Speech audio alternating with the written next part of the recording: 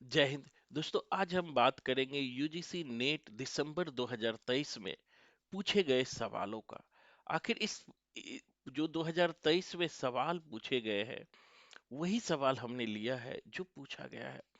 उन सवालों को हम बनाने के टेक्निक को देखेंगे, जो इवनिंग शिफ्ट में 3 से 6 बजे हुआ था, यानी शाम 3 बजे से लेकर 6 बजे के बीच जो सवाल पूछा गया था।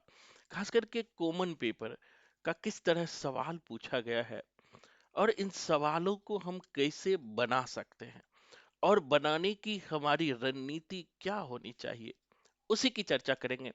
पूरी वीडियो को ध्यान से देखिएगा। अगर आप जून में यूजीसी नेट का कॉमन पेपर देने जा रहे हैं, तो सवाल किस तरह पूछ रहे हैं, उस पर चर्चा करना बहुत जरूरी हो जाता है। और इन सवालों को देख करके आप महसूस कर पाएंगे कि किस तरह के सवाल अब पूछ रहे हैं और उन सवालों में हम कैसे अच्छे स्कोर कर सकते हैं। जैसा कि स्क्रीन पर देख रहे हैं, शुरू में डीआई के सवाल पूछे गए हैं। तो डीआई के सवाल को हम अलग से बना करके आपको भेजेंगे। फिलहाल हम जो चर्चा करेंगे, डीआई से अलग जो आगे का सवाल पूछा गया है इस बार का, उसी सवालों की चर्चा हम लोग करेंगे। तो पूरी वीडियो को ध्यान से देखिएगा और डीआई से आगे की सवाल की तरफ हम लोग बढ़ते हैं। और बस 1 मिनट ध्यान रखिएगा। यहाँ जैसे कि स्क्रीन पर आप देख रहे हैं, डीआई से अलग का सवाल हमने लिया ही था कि इन सवालों को हम कैसे बना सकते हैं। अब देखो कि सवाल किस तरह पूछे जा रहे हैं, और कोई बता देना कि जो बुक में दिए गए हैं, क्या वहां से क्वेश्चन उठाया है इन्होंने। ये सीधे दोस्तों फिलोसफिकल सवाल पूछा है, जैसा कि स्क्रीन पर आप देख रहे हैं। और इन सवालों को हम बना कैसे सकते थे। क्वेश्चन पूछा है कि आगमनात्मक युक्ति के आलोक में निम्नलिखित में से क्या सही नहीं है। अब दो प्रकार के टीचिंग एप्टीट्यूड में मैंने आपको पढ़ाया था कि यहाँ ये लॉजिकल से सवाल है कि एक आगमनात्मक और एक निगमनात्मक होता है, और आगमनात्मक और निगमनात्मक में क्या क्या शर्त है, उनकी क्या क्या विशेषताएं हैं, इसको भी हमने क्लास में डिस्कस किया था। तो ऐसे सवाल अगर आपका अंडरस्टैंडिंग है, तो बिल्कुल सही बनेगा। तो कहता है कि आगमनात्मक युक्ति के बारे में क्या सही नहीं है। तो कहता है कि यदि आधार वाक्य सही है तो निष्कर्ष संभाव्यतः सही होता है। बिल्कुल सही है। यहाँ पूछ रहा है कि क्या गलत है। तो हमने लिखाया भी था कि अगर आधार वाक्य सही है, तो आगमनात्मक में निष्कर्ष संभाव्यतः सही होता है। यहाँ संभाव्यता आगमनात्मक में नोट्स भी देखना, संभाव्यता का यूज होता है। इसके लिए बिल्कुल पहला सही है। कहता है कि निष्कर्ष संभाविक रूप से आधार वाक्य का अनुपालन करता है। बिल्कुल सही है। संभाविक रूप से, ये ध्यान रखिएगा, ये आगमनात्मक में होता है। अगर यहां पर निगमन होता ना, तो संभावना नहीं होता, डायरेक्ट होता। अगर आधार वाक्य सही है तो निष्कर्ष भी सही होगा। लेकिन आगमन में संभावना की बात की जाती है।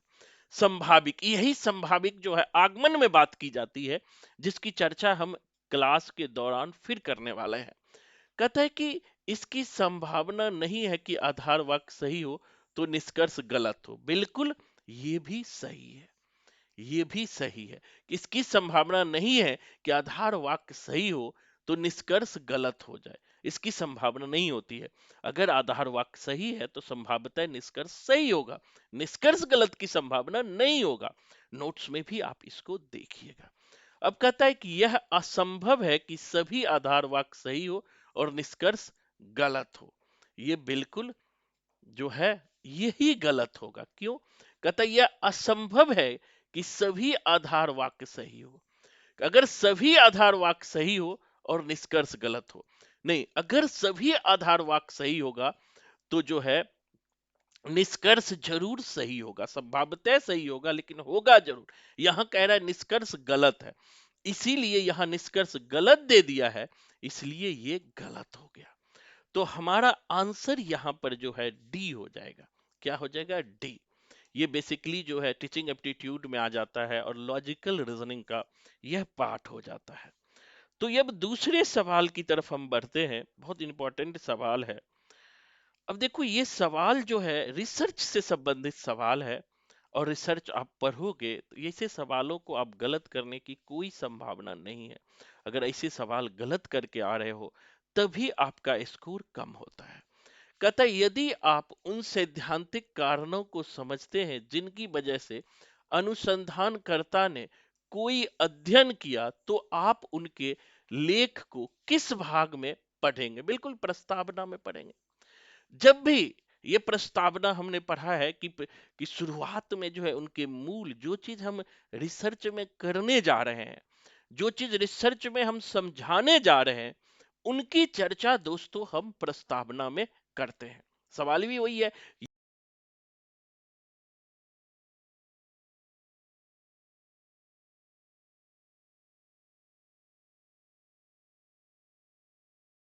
इस भाग में पढ़ेंगे। अगर तो उसको तो हम प्रस्तावना में ही पढ़ लेंगे। किसमें पढ़ लेंगे? प्रस्तावना में ही पढ़ लेंगे। तो आंसर क्या हो जाएगा हमारा? दूसरा। अब तीसरे सवाल की तरफ बढ़ते हैं। कुछ सवाल को हम लेते हैं जो जस्ट इसी साल क्वेश्चन पूछा है, दिसंबर का ये सवाल है, और दिसंबर के सवाल को हम गलत नहीं कर सकते हैं। अब दिसंबर के सवाल में एक नाइन्थ सवाल है, और नाइन्थ सवाल को भी समझिएगा। कहता है कि नाइन्थ सवाल कहता है, इसका हिंदी नहीं है हमारे पास, इंग्लिश में ही आया है, तो इंग्लिश में ही देख लेते हैं, कोई दिक्कत नहीं है, हिंदी इंग्लिश सब समझना चाहिए। कहता है an implicit message within a message is technically referred to us यानी सब टेक्स्ट। जो इम्प्लिसिट मैसेज होता है वो किससे टेक्निकली रेफर्ड होता है? तो सब टेस्ट से। सब टेस्ट मतलब होता है उप पाठ। ये किससे संबंधित होता है? उप पाठ। जब आप कम्युनिकेशन पढ़ोगे तो वहां भी होता है कि जो संदेश को हम भेजते हैं, जो इम्प्लिसिट मैसेज होता है, उसे हम उसके उप पाठ में, यानी कि जो कहते हैं ना, एक होता है सब टेक्स्ट, जो उससे संबंधित टेक्स्ट होता है, उसमें हम इसको जोड़ देते हैं। इसीलिए इसका आंसर हो जाएगा डी। तो इसका अब देखो ये है, अब देखो यहां पर बड़ा मजेदार क्वेश्चन पूछा गया है। ये कॉन्स्टिट्यूशन का सामान्य क्वेश्चन एक दो हर बार पूछ लेता है, तो इसमें हमें घबराने की जरूरत नहीं है। यहां सवाल पूछा है भारतीय संविधान की प्रस्तावना में कौन से मूल्य का उल्लेख नहीं किया गया है? प्रस्तावना में समानता, स्वतंत्रता, न्याय का तो किया गया है, साहस का नहीं किया गया है। एक क्वेश्चन पर आया कॉन्स्टिट्यूशन से भी पूछ ही लेता है, तो घबराने की जरूरत नहीं है। जब क्लास हमारा शुरू हो चुका है, इन क्लास को जब आप लेंगे तो ऐसे सवाल आपके सामने आएंगे, और फिर आप कभी गलत नहीं करेंगे। यहां पूछा है कि भारतीय संविधान की प्रस्तावना में निम्न में कौन से मूल्य का उल्लेख नहीं किया गया है? तो वो है साहस। वो क्या है? साहस। नेक्स्ट सवाल है हमारा, देखिएगा। हाँ, मजेदार सवाल। देखिए कंप्यूटर का सवाल है। मैं कहता हूं कि पूरे भारत का यह पहला कोचिंग सेंटर है वो रिजल्ट की स्टाम्प पेपर पर लिखित गारंटी देती है। आखिर क्यों देती है?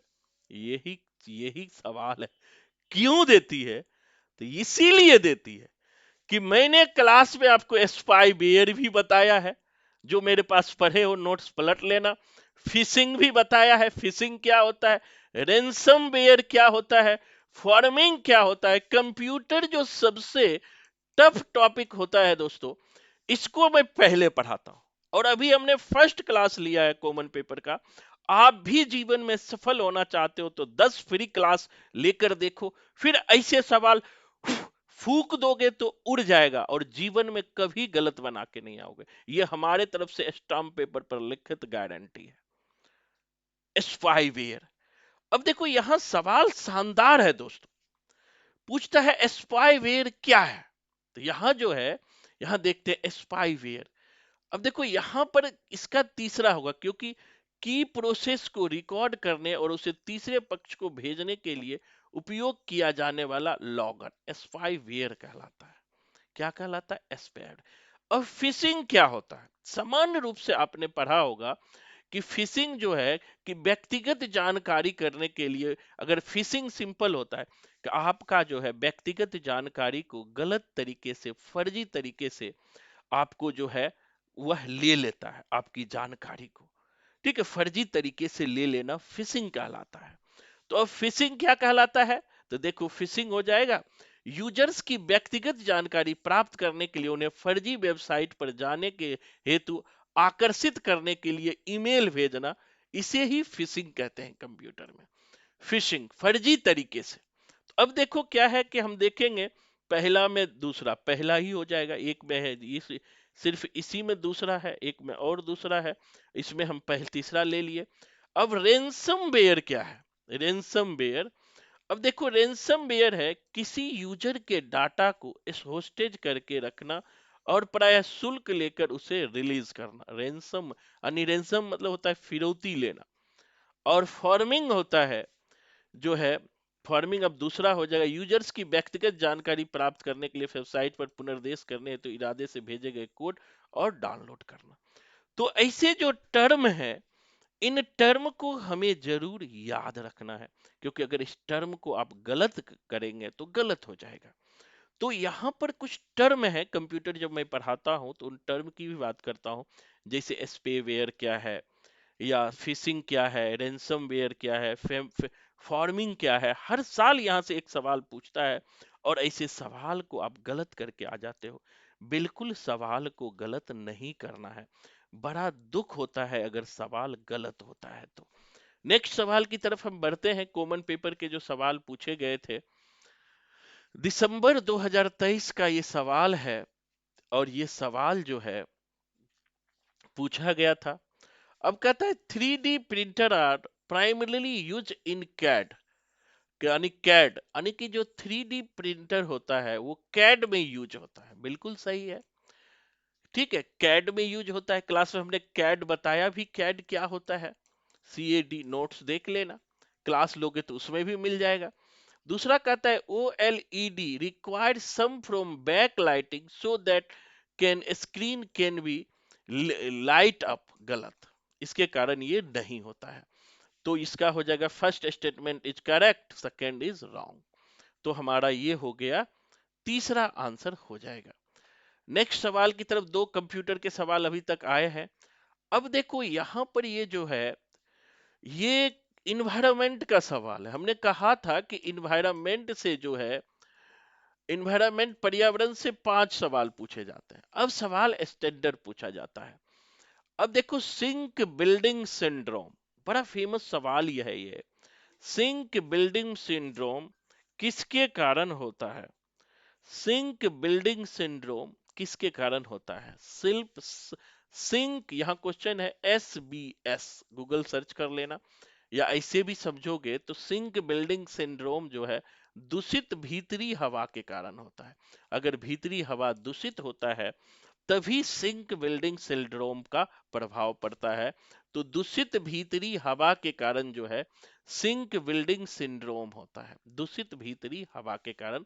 यह बिल्डिंग सिंड्रोम मैंने आपको प्रदूषण में पढ़ाया हुआ है, और प्रदूषण टॉपिक में इसे हम लोग पढ़ते हैं, वहां भी चर्चा करेंगे। अब देखो यहां भी जो है ये क्वेश्चन जो है, ये क्वेश्चन इन्वायरमेंट से है। तो जो पर्यावरण के क्वेश्चन पूछे जाते हैं, कोई बता देना कि ये क्वेश्चन जब तक अंडरस्टैंडिंग नहीं होगा, तो क्या ये क्वेश्चन जो है पर्यावरण और कंप्यूटर दोनों से ये क्वेश्चन पूछा गया है, तो क्या बुक पढ़ के ये क्वेश्चन आपसे बनेगा? बिल्कुल नहीं बनेगा दोस्तों, बुक पढ़ के। अब कॉमन पेपर में एक अंडरस्टैंडिंग डेवलप करना बहुत जरूरी है। जब तक अंडरस्टैंडिंग डेवलप नहीं होगा तो फिर काम नहीं बनेगा।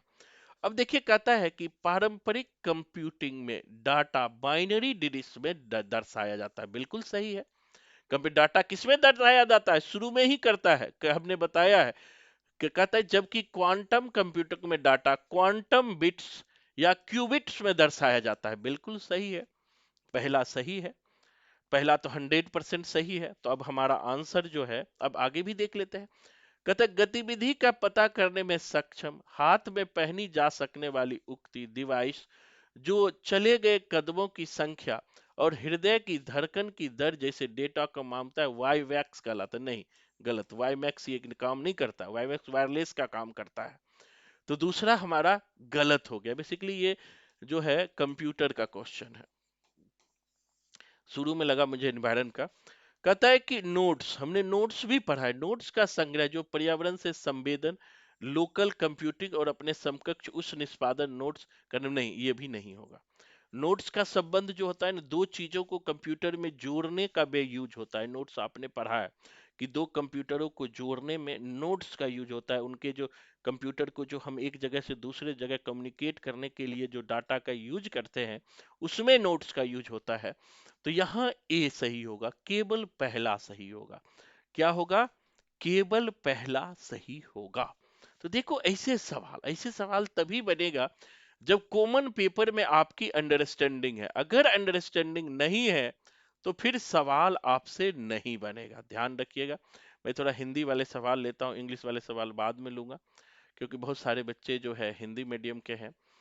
तो अब देखो कि यहाँ पर ये मैंने स्वयं स्वयं प्रभा योजना आपको बताया है, शायद याद होगा क्लास में, क्योंकि स्वयं प्रभा योजना पर हमने खूब चर्चा किया था कि स्वयं प्रभा योजना क्या है। कहता है कि स्वयं प्रभा पाठ्यक्रम टीवी पर प्रसारित किए जाते हैं, बिल्कुल सही है।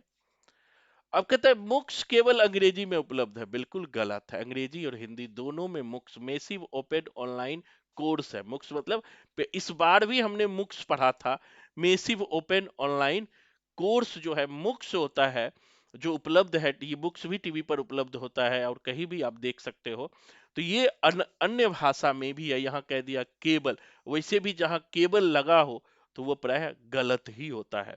जहां भी केबल लगा होगा तो गलत होगा। आंसर क्या हो जाएगा? तीसरा हो जाएगा। नेक्स्ट क्वेश्चन की तरफ हम बढ़ते हैं। अब देखो यहां पर है, निम्न में से कौन सा, ये इन्वायरमेंट का सवाल है। अब देखो ये सब हम पढ़ते हैं, क्लास में भी पढ़ोगे। निम्न तत्वों में कौन विखंडनीय पदार्थ है? देखो रेडियो एक्टिव तत्व कहते हैं, विखंडनीय पदार्थ कहता है कि जो टूट जाता है। जैसे एक होता है कि संलयन क्रिया, संलयन जैसे कि हमारा जो सन है, सूर्य है, वो संलयन प्रक्रिया के तरफ जो है हीलियम हाइड्रोजन को हीलियम में परिवर्तित करता है, हीलियम हाइड्रोजन में परिवर्तित हो, जिससे अपार ऊर्जा जो है निकलता है। तो यहाँ कहता है विखंडनीय, मतलब किस कौन सा पदार्थ है जो विखंडनीय है, जो टूट सकता है, वह है प्लूटोनियम। वो क्या है? प्लूटोनियम। ये विखंडनीय पदार्थ है। बहुत इजी सवाल पूछा था। ये सब सवाल आप गलत मत करना, ऐसे सवाल। अब मैंने कहा कि एनसीएफ 2020 राष्ट्रीय शिक्षा नीति 2020 से जरूर सवाल पूछा जाता है और हर साल सवाल पूछे जा रहे हैं।